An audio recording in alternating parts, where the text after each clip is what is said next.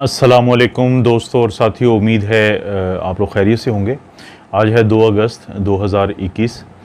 और आज की जो बड़ी ख़बरों में से एक अच्छी ख़बर ये होगी कि अगर हम जायज़ा लेंगे कि जो बरतानिया में 19 जुलाई को उन्होंने सारी पाबंदियाँ हटाई थी और मैंने आप लोगों से बात की थी कि जब उसको 9th डे हुआ था तो मैंने कहा था कि जब 14 दिन हो चुके होंगे कि तो एक दफ़ा फिर हम जायज़ा लेंगे कि इनकी जो कर्व है उसका क्या हाल है, जो नई इन्फेक्शन की कर्व है। क्योंकि बरतानिया की मिसाल ये साबित करेगी कि जितनी भी दुनिया में वैक्सीनेशंस लग रही हैं उनका हकीकी दुनिया में कोई फ़ायदा भी है या नहीं। क्योंकि अगर हम मीडिया पे नज़र दौड़ाएं, मैं आलमी मीडिया की बात कर रहा हूँ, तो हर दूसरे दिन वो ज़रूर ऐसी खबर देते हैं जिससे लोग कोई ना कोई तकलीफ़ महसूस करें या उनको वो डिप्रेस हों। लेकिन अगर हम हकीकी तौर पे जायज़ा लें इस कर्व का कि आज जब 14 दिन हो चुके हैं और हमें अभी तक के जो कोरोना वायरस है उसके इलम का ये पता है कि जब भी आपका वायरस से एक्सपोयर होता है तो उसके बाद कम से कम 2 वीक्स गुजरते हैं तो 100% लोगों को जिन्होंने बीमार होना होता है उस एक्सपोयर की वजह से वो केसेस सामने आ जाते हैं। अब 19 तारीख को अगर आप जहन में लाएँ तो वो दिन फ्रीडम डे के नाम से बरतानिया में मनाया गया। उस रोज़ वहाँ पे बहुत ज़्यादा लोग बाहर निकले, सब लोग मुख्तलिफ़ किस्म के रेस्टोरेंट्स में गए, उन्होंने अपनी गैदरिंग्स की, यानी मैक्सिमम एक्सपोयर अगर हो सकता था तो 19 से शुरू हो चुका था। लेकिन अगर हम उनकी कर्व पे नज़र दौड़ाएं तो आज भी हमें केसेस 30,000 से कम नज़र आते हैं, यानी 25 और 26,000। और जहन में रखें कि 19 जुलाई से पहले यानी 17 जुलाई को केसेस जो थे वो कम से कम 55,000 के करीब थे एक दिन के अंदर।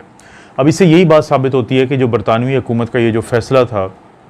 कि उन्होंने, क्योंकि अपने तकरीबन 65 या 70% जो लोग हैं उनको वैक्सीनेट कर लिया है, तो उनका ये फ़ैसला था कि अब हमें अपने मुल्क को खोलना है।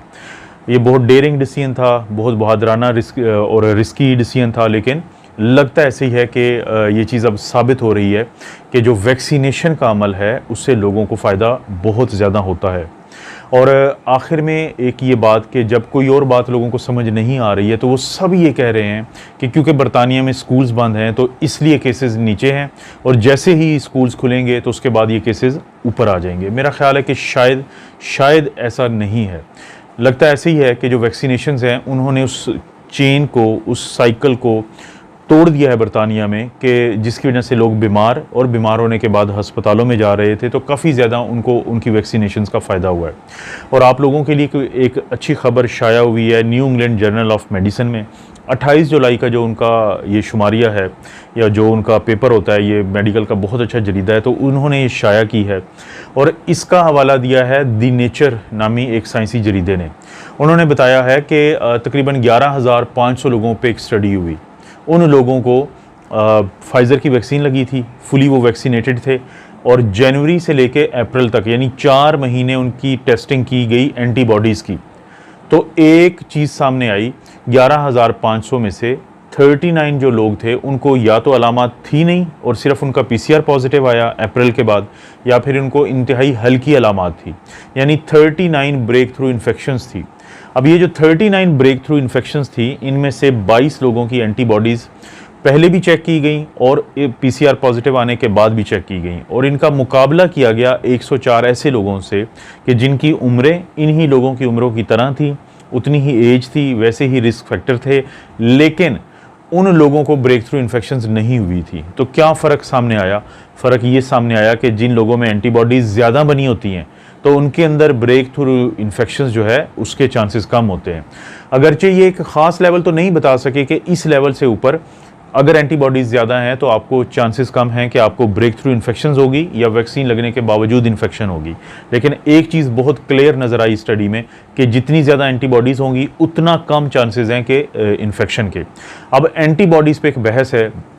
कि एक होती है न्यूट्रलाइजेशन एंटीबॉडीज़। मैं अपनी एक वीडियो में पहले बता चुका हूँ कि एक न्यूट्रलाइजेशन एंटीबॉडीज़ होती हैं और एक बाइंडिंग एंटीबॉडीज़ होती हैं। ये अक्सर दोस्त कहते हैं कि उनके टेस्ट के आगे लिखा हुआ था BAU, ये है बाइंडिंग एंटीबॉडी यूनिट, जो हम पाकिस्तान में भी करते हैं, पूरी दुनिया में भी यही होती है। क्योंकि न्यूट्रलाइजेशन वाली जो एंटीबॉडीज़ होती हैं वो रिसर्च लैब्स में तो होती हैं लेकिन अमूमी तौर पे वो नहीं की जाती। अगर आपको कुछ ये लिखा हुआ नज़र आ रहा है तो मैंने ये एक आर्टिकल से कुछ पीसेस निकाले हैं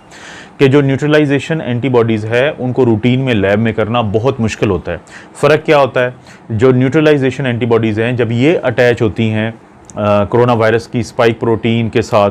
तो उसके बाद ये उसके अंदर बीमार करने की सलाहियत को न्यूट्रलाइज करते हैं, उसकी पैथोजेनेसिटी, पैथो हम हमेशा कहते हैं बीमारी को, तो जेनेसिटी होती है पैदा करना, यानी उस बीमारी को पैदा करने की सलाहियत या वो सलाहियत जिससे ये हमारे जिस्म के अंदर सेल्स के अंदर जाता है तो उसको कम से कम कर देती हैं या ख़त्म करती हैं। लेकिन जो बाइंडिंग एंटीबॉडीज़ होती हैं वो एंटीबॉडीज़ वायरस के किसी एक हिस्से के साथ जैसे स्पाइक प्रोटीन के साथ अटैच होंगी और उसको फिर ACE2 के रिसेप्टर के साथ नहीं जुड़ने देंगी। ये एक बड़ा काम है उनका। और दूसरा, एक दफ़ा जब वो वायरस के स्पाइक प्रोटीन के साथ बाइंडिंग एंटीबॉडीज़ जो पाकिस्तान में हम करवाते हैं वो जुड़ जाएंगी तो उसके बाद जो इम्यून सिस्टम को ये मैसेज चला जाएगा कि आ जाएं और इसको मारें क्योंकि हमने इसको पकड़ लिया है। तो ये इंतहाई अहम एक रोल है जो अदा करती हैं बाइंडिंग एंटीबॉडीज़। अब एक जहन में रखें, जो बाइंडिंग एंटीबॉडीज़ चेक करवाने का हमें सबसे बड़ा फ़ायदा है वो फ़ायदा ये है कि जब किसी को वैक्सीन लगती है या उसको नेचुरल इन्फेक्शन होती है और उसका इम्यून सिस्टम उस वायरस के ख़िलाफ़ या उस वैक्सीन में डाले गए वायरस के हिस्से के ख़िलाफ़ अपना काम शुरू करता है, तो वो बाइंडिंग एंटीबॉडीज़ भी बनाता है, वो न्यूट्रलाइजेशन एंटीबॉडीज़ भी बनाता है, वो मेमोरी B और T सेल्स भी बनाता है और वो प्लाज्मा में भी इन चीज़ों को भेजता है, जो बोन मैरो में भेजता है इनको, इन सेल्स को, जो प्लाज्मा सेल्स भी होते हैं वो बड़ी डिटेल है। तो देखा यह गया है कि जिसमें बाइंडिंग एंटीबॉडीज़ बनी होंगी तो उसमें न्यूट्रलाइजेशन की एंटीबॉडीज़ ज़्यादा बनी होंगी बनिस्बत बाइंडिंग के। ये जो बाइंडिंग एंटीबॉडीज़ का बनना है, ये न्यूट्रलाइजेशन एंटीबॉडीज़ का बनना है, ये एक ही अमल का हिस्सा है। अगर हम एंटीबॉडीज़ चेक करवा के ये मालूम कर लें कि हमारा इम्यून सिस्टम काम कर रहा है तो इसका यही मतलब है कि अंदर न्यूट्रलाइजेशन की एंटीबॉडीज़ भी ज़रूर बनी हुई हैं। दरअसल ये एक मुश्किल टेस्ट है जो आम डे टू डे लाइफ में नहीं किया जाता, लेकिन बाइंडिंग एंटीबॉडी का टेस्ट, मैं आपको एक छोटी सी मिसाल देता हूँ कि आज सुबह एक दोस्त हैं, उन्होंने अपने बेटे की मुझे ये रिपोर्ट भेजी। उन्होंने बताया कि उन्होंने साइनोवैक की वैक्सीन लगवाई थी और साइनोवैक की वो जो वैक्सीन है उसके लगने के बाद उनकी ये एंटीबॉडीज़ है। अब वो लोग जो हमेशा इतराज़ करते थे कि कोरोना वैक या साइनोवैक जो है, यानी साइनोवैक कंपनी और कोरोना वैक उसकी वैक्सीन है, तो वो शायद बड़ी स्ट्रॉन्ग वैक्सीन नहीं है, तो आप अंदाज़ा करें कि कितनी स्ट्रॉन्ग एंटीबॉडीज़ बनी हुई हैं। और अब नोट करें, अब गौर करें इस एक फ़िक्रे पे, इसमें लिखा हुआ है कि ये जो एंटीबॉडीज़ हैं ना सिर्फ ये कि स्पाइक प्रोटीन के ख़िलाफ़ हैं, बल्कि स्पाइक प्रोटीन का एक मखसूस हिस्सा होता है जिसको हम RBD रिसेप्टर बाइंडिंग डोमेन भी कहते हैं, जिसका मैं पहले भी आप लोगों से जिक्र करता रहा हूं। तो ये उसके खिलाफ हैं, क्योंकि जो स्पाइक प्रोटीन होती है वायरस की, उसका एक S1 सब यूनिट होता है और एक S2 सब यूनिट नीचे वाला होता है, लेकिन जो S1 सब यूनिट होता है वो ऊपर वाला होता है जिसके अंदर रिसेप्टर बाइंडिंग डोमेन होती है। यही वो डोमेन है जिसकी मदद से जो वायरस है वो हमारे सेल्स के ऊपर मौजूद ACE2 रिसेप्टर के साथ जुड़ के और फिर अपना अंदर मतलब जो पूरा मटेरियल होता है, जेनेटिक मटेरियल, वो भेजता है। आप खुद सोचें कि अगर साइनोवैक वैक्सीन लगने के बाद ये जो जवान बच्चा है इसको ये एंटीबॉडीज़ बनी हैं और बनी भी किसके खिलाफ है? रिसेप्टर बाइंडिंग डोमेन जो S1 सब यूनिट के अंदर मौजूद है। तो जब ये एंटीबॉडीज़ उस वायरस को जो ही वो हमारे जिस्म में दाखिल होगा उसके साथ जुड़ जाएंगी तो उसके बाद ये उनको इजाज़त नहीं देंगी उस शख्स को बीमार करने की। लेकिन मैं अभी इंतज़ार कर रहा हूँ किसी ऐसी स्टडी का जो ये बता पाए कि जो एंटीबॉडीज़ बनती हैं, चाहे वो कुदरती इन्फेक्शन के नतीजे में बने या वो वैक्सीन के नतीजे में बने, तो वो हमारे नाक में कितनी ज़्यादा मौजूद होती हैं। क्योंकि इसकी वजह मैं दोस्तों इसलिए बता रहा हूँ कि अभी तक हमें ये पता चला है कि वैक्सीनेटेड लोग वो ख़ुद तो बीमार नहीं होंगे, अगर होंगे भी तो बहुत हल्की अलामात के साथ होंगे, लेकिन उनके नाक में या गले में वायरस मौजूद रह सकता है जो वो दूसरों को फैला सकते हैं। तो इसका ये मतलब हुआ कि ये जो एंटीबॉडीज़ होती हैं ये हमारे ब्लड के अंदर तो मौजूद होती हैं, लेकिन शायद हमारा जो वो एरिया जो नाक और गले का जहाँ पे आम तौर पे इम्यूनोग्लोबुलिन A की एंटीबॉडीज़ होती हैं, तो शायद वहाँ पे ये एंटीबॉडीज़ इतनी ज़्यादा नहीं मौजूद होती। इस पे भी जो स्टडी आएगी मैं आप दोस्तों से ज़रूर शेयर करूँगा। और उसके साथ ही अभी थोड़ी देर पहले खबर आई है कि पाकिस्तान में कैनसाइनो की जो वैक्सीन है उसकी भी मज़ीद जो डोजेज़ हैं वो पहुँच गई हैं। अगर हम इस पूरे चीज़ पे अब बात करें, पूरे ये जो अभी तक मैंने बात की है, तो ये समझ आती है कि वैक्सीन काम करती हैं। ये समझ में आती है कि वैक्सीन ज़रूर लगवानी चाहिए और ख़ुसूसी तौर पे वो लोग कि जिनको कोविड की कॉम्प्लिकेशन आने का डर होता है तो वो ज़रूर लगवाएं, क्योंकि चाहे लोगों को वैक्सीन लगने के बाद इन्फेक्शन हो भी जाए लेकिन उनमें अलामात बहुत कम आएंगी और ये आखिरकार फ़ायदे की चीज़ है। कम से कम उन लोगों को ज़रूर लगवाएं कि जो आपकी फैमिली में जो इम्यूनो कॉम्प्रोमाइज्ड हैं, जिनकी उम्र ज़्यादा है, जिनके हेल्थ के बाकी इश्यूज़ हैं, ताकि पाकिस्तान में जो इन्फेक्शन का रेट है, जो